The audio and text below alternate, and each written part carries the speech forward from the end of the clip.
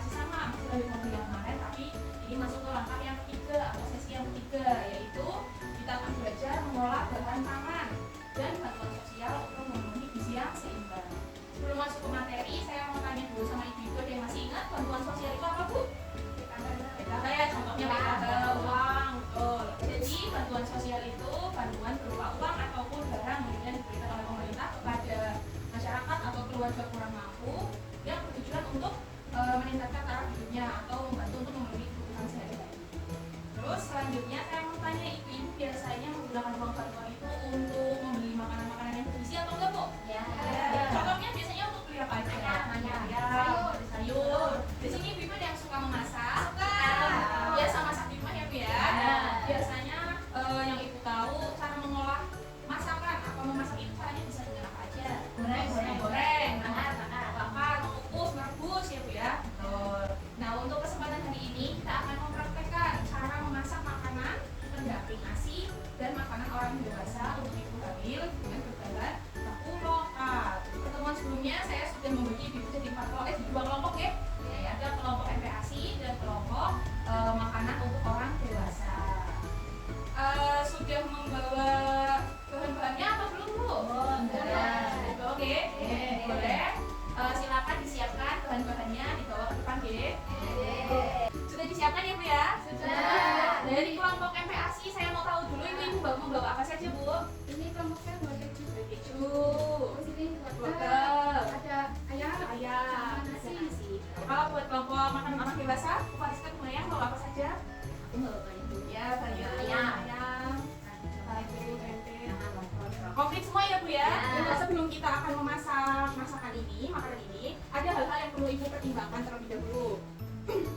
Yang pertama itu kita harus mempertimbangkan cara memasaknya. Usahakan ketika kita akan memasak makanan yang sehat agar gizinya itu tetap utuh, kita perlu memasaknya dengan cara rebus, bisa juga mengukus, bisa juga memanggang ataupun menumis. Kalau menggoreng itu juga boleh, tapi tidak dianjurkan untuk terlalu sering karena tadi masakan yang digoreng itu akan mengandung minyak, ada minyak yang ada di makanan sehingga mengurangi nilai gizi pada makanan. Terus pertimbangan yang kedua itu perlu memperhatikan kebersihan dan cara mencuci bahan pangan. Sebelum masak itu perlu dijaga kebersihannya dulu. Ibu perlu cuci tangan. Terus ibu juga perlu mencuci peralatan masak, perlu dicuci terlebih dahulu.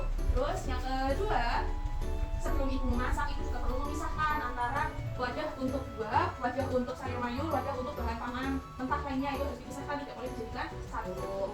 Apabila di sayuran atau di buah yang ibu akan pakai itu ada yang rusak, itu ibu bisa dipilah dulu, dipotong bagian yang rusak itu tadi. Tujuannya untuk memastikan di dalam sayuran tersebut atau buah tersebut ada ulatnya atau tidak, atau ada hewan lainnya atau tidak. Baru setelah itu ibu bisa mencuci bahan-bahan tadi di air yang mengalir. Untuk pertimbangan lainnya sebelum ibu masak, khususnya untuk yang kelompok MPASI, diusahakan itu ketika memasak jangan ada penambahan penyedap rasa.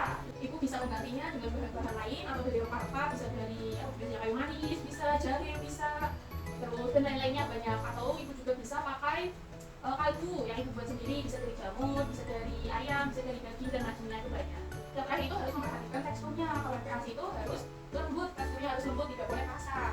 Itu dimaksudkan agar anak yang nanti akan diberikan makan itu mudah mencernanya dan menghindari resiko dari tersedak. Itu oke? Cara-cara tadi sudah bisa dipahami? Kalau sudah bisa, nanti setelah ini kita mempraktekkan ya, Bu ya, cara masaknya, dan setelah itu ibu bisa menyajikan makanannya di depan. Sudah dimasak semua ya, Bu ya, bahan-bahan tadi? Sudah. Iya, sudah disajikan di piring-piring yang cantik ini. Dari kelompok MPASI saya mau tanya dulu, ibu tadi gimana cara mengolahnya? Bahan-bahan tadi kami campurkan jadi satu di blender, kemudian kita saring. Ya, biar dapat tekstur yang halus. Kalau untuk yang makanan orang dewasa, ibu hamil gimana tadi masaknya? Apa aja hasilnya itu? Ini kalau saya masak sayur bayam, bayamnya sama wortelnya di sayur. Terus itu ayamnya dimasak apa, Bu? Ini tadi ayamnya saya ungkap, ada bawang putih, bawang terus tempenya sama tahunya saya goreng. Untuk yang MPASI kita beri nama makanan bergizi untuk anak Indonesia bebas dari stunting. Kalau yang ibu hamil, kita beri nama makanan bergizi untuk ibu hamil Indonesia bebas dari stunting. Ya, jadi pada dasarnya emang bahan makanan yang digunakan baik MPASI maupun ibu hamil itu sama ya, Bu ya? Sebetulnya bahan bakunya itu sama, tapi yang membedakan itu cuma dari tekstur. Kalau dari MPASI itu memang harus lembut agar anak ibu mudah berkembang dan menghindari resiko dari tersedak. Apalagi untuk MPASI itu kan anak itu atau bayi itu biasanya baru adaptasi ya Bu ya, baru adaptasi, lagi belajar makan, lagi belajar ngunyah, menelan. Jadi memang kita harus sesuaikan dulu terkait tekstur makanannya. Diharapkan saat anak usia 6 bulan, ibu-ibu harus memberikan makanan pendamping berupa MPASI.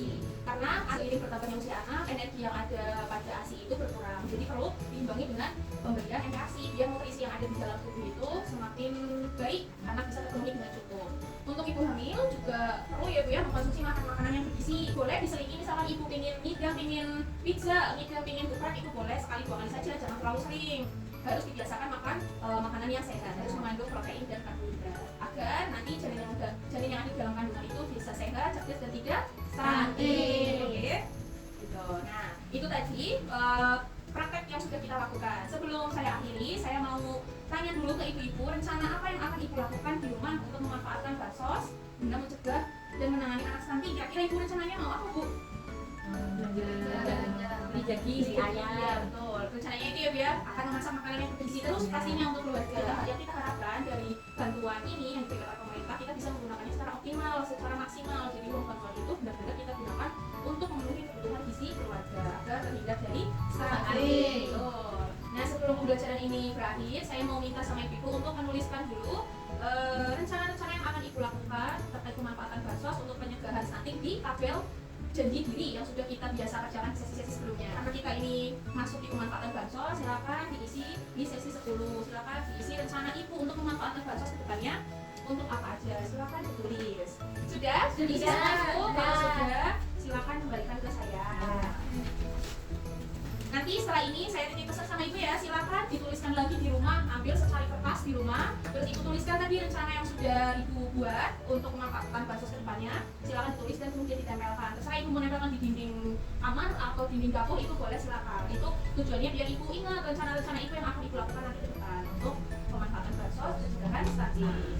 Nah, terus terkait permasalahan stunting, apabila ibu-ibu di sini ada yang masih bingung atau ibu masih ingin tahu lebih lanjut, silakan bisa hubungi saya. Atau kalau misalkan di lingkungannya ibu-ibu ada saudaranya atau ada anak tetangga atau ada siapapun yang secara fisik terlihat ibu seperti stunting tapi tidak ada penanganan apapun, ibu juga boleh sampaikan ke saya. Barangkali dengan nantinya ibu menceritakan ke saya bisa membantu memfasilitasi yang bersangkutan ke layanan kesehatan atau tempat-tempat yang memang dibutuhkan oleh yang bersangkutan.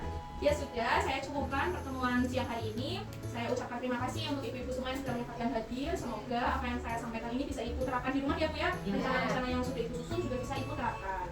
Sekian dari saya. Wabillahi taufiq wal hidayah. Wassalamualaikum warahmatullahi wabarakatuh.